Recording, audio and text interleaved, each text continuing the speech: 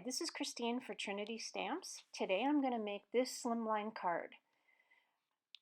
So I've die cut a panel. It's the smallest panel from the Slimline card series, Stitched Card Panels and Windows. And I'm pulling out my gel press because I wanted to make a background that was variable but somewhat muted. So you're going to see that I'm going to choose colors that are pretty close to one another. And this is a 5x7 gel press. And you can put it directly on your media mat. I chose to put it on the acetate sheet that it comes with. I'm using several Distress Oxide inks in Speckled Egg, Tumbled Glass, and Broken China.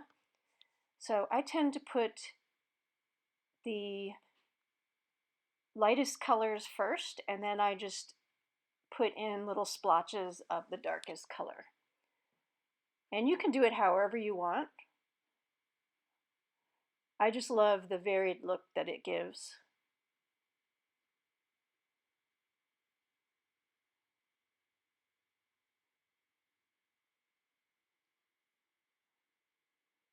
And I'm going in with my third color, which is the darkest. And I'm just going to put it, little splotches of it in different areas.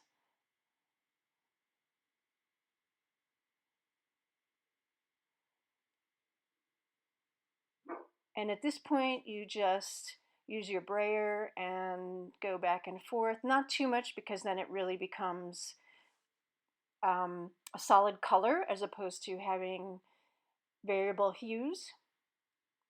So the Slimline panel is too big for this, so I just put as much as I can in one area, and then I will pick up color on the bottom for the last part of the Slimline card.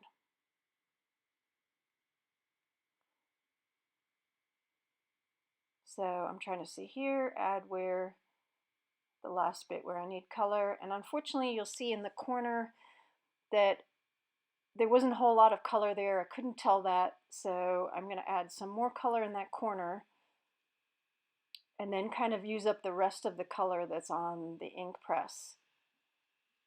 Just add bits of color here and there. And the good news is that you can really fix and make this background however you want. So it becomes actually too splotchy for me. So you'll see the fixes that I do for it.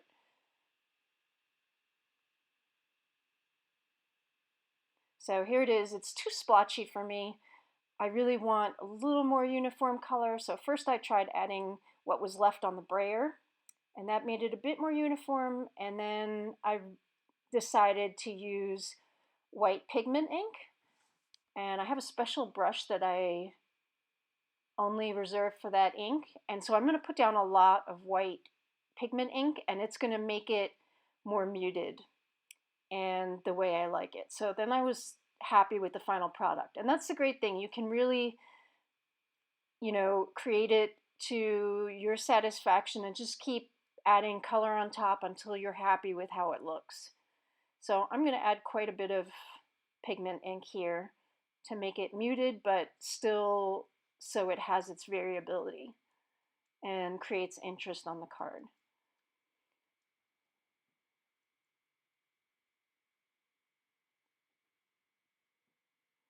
So I'm being pretty heavy-handed.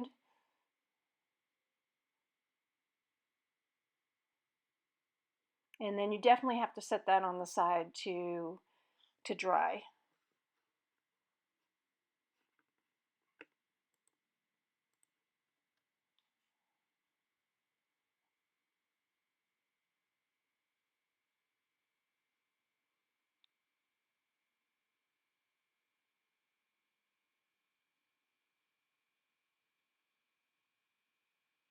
So there's the panel the way I'm going to use it.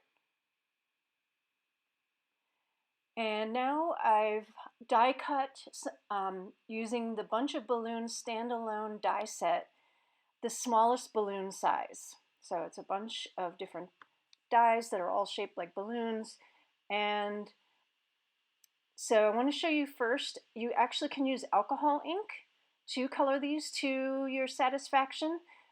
I decided it was too bright, and I'll show the alcohol ink one in a moment. I decided it was too bright. I tend to like, my style is more muted colors and more beige tones of colors. So I decided to use my alcohol ink markers, my Copics, to create my own colors of sparkle paper, of glitter paper. Because I don't have that much glitter paper in my stash. So that's the awesome thing. If you have white glitter paper, you can just make it however, whatever color you want. So this is one way, and alcohol ink is another way, but as I said, it was too bright and bold for me. I didn't want, all the attention to be on the balloons. So there I've used R20. This is the example of, I made one with alcohol ink, and it's very pretty, but it's just too bright for me. So I've decided just to go along with Copic markers, and I'm going to color all of mine with Copics. So this is BG11, and I really like the way, so I'm speeding up the video here because I am kind of a slow at coloring, so so you can see the rest of the balloons much more. I'm essentially doing the same thing over and over. So here I'm using a periwinkle shade, and sort of a lilac shade, wisteria shade, that is V22. And now I'm going to go a yellow shade, which is Y21. And even that yellow, I wish I had chosen something a little more muted, but that's okay. So here I have those finished balloons, and I've colored two of the little kids from the Treetop Adventures stamp and die set.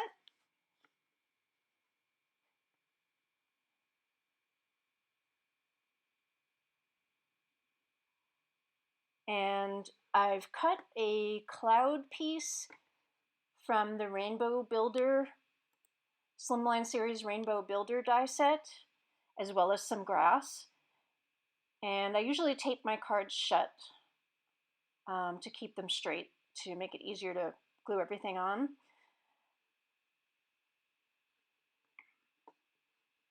So I'm just going to use double-sided tape to tape everything on. Here's my panel. And as you can probably tell here, I'm making a mistake. I'm putting it on the adhesive on the front of the panel.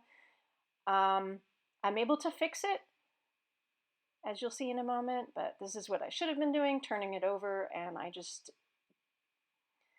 missaw the front from the back of that white panel.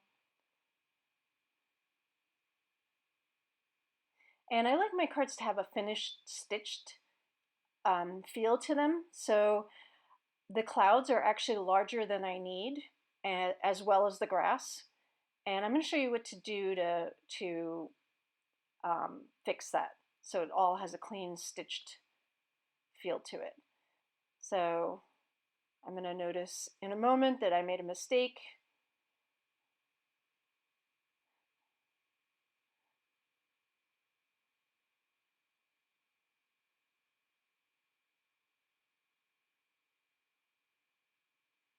And I'm realizing here that I totally made a mistake. So I just decided to switch gears and glue the blue panel onto the white, which is what it should have been anyway.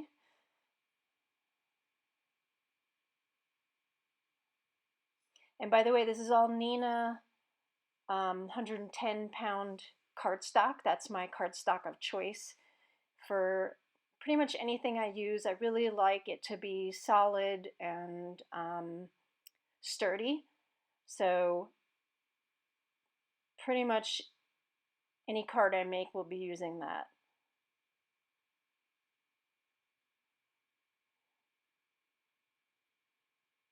So now I'm just trying to, because I take a lot of time, that's not something I find the easiest. I take a lot of time to see if I like the way a scene is developing, to try and lay it all out before I adhere everything to its final place.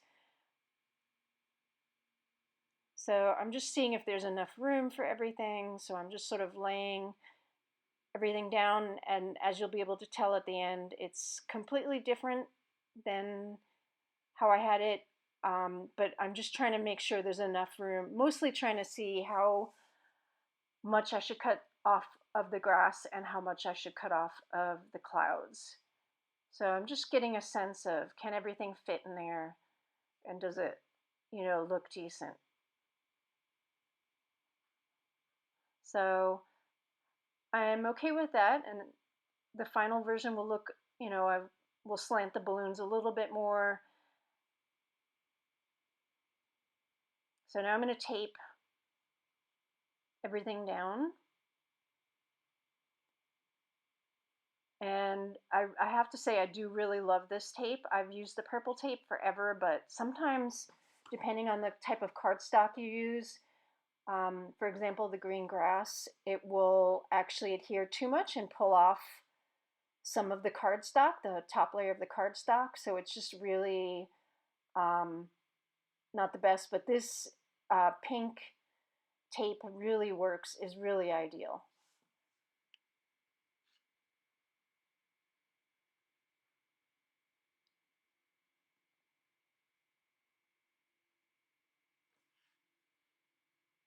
So to do that, I am going to put this panel on,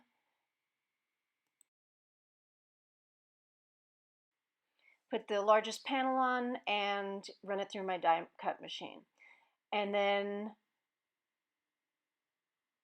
I actually made a mistake while doing that, so I had to redo a lot of the card. So I just have the final version for you, and here it is, and that's how I've laid it out. I used a lot of embellishments.